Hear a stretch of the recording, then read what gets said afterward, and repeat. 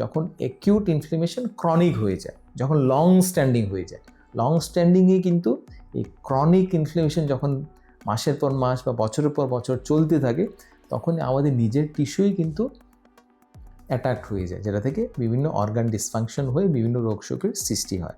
তো chronic acute inflation আমাদের জন্য ভালো, কিন্তু ক্রনিক ইনফ্লেমেশন কিন্তু আলটিমেটলি আমাদের অর্গানকে ড্যামেজ করে দেয়। যেমন একটা একটা কোনো মেশিন, সেটা যখন আপনি ইউজ করবেন না, যখন বাইরে রেখে দেবেন, সেটা ডাস্ট বা ডার্ট বা বাইরের জলীয় বাষ্প থেকে যখন এটা জংকার ধরতে শুরু করবে, যখন রাস্টিং শুরু হবে, ক্রনিক ইনফ্লেমেশন হচ্ছে ঠিক সেটা, রাস্টিং বা জংকার ধরাটা।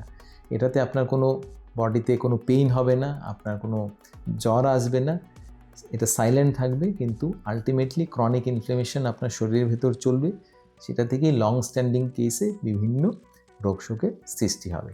তো ক্রনিক ইনফ্লেমেশন কিসের জন্য হয়, যেটা আমরা অলরেডি ডিসকাস করলাম। ক্রনিক ইনফ্লেমেশনের একটা প্রধান কারণ হচ্ছে excessive amount of sugar intake and refined carbohydrate intact.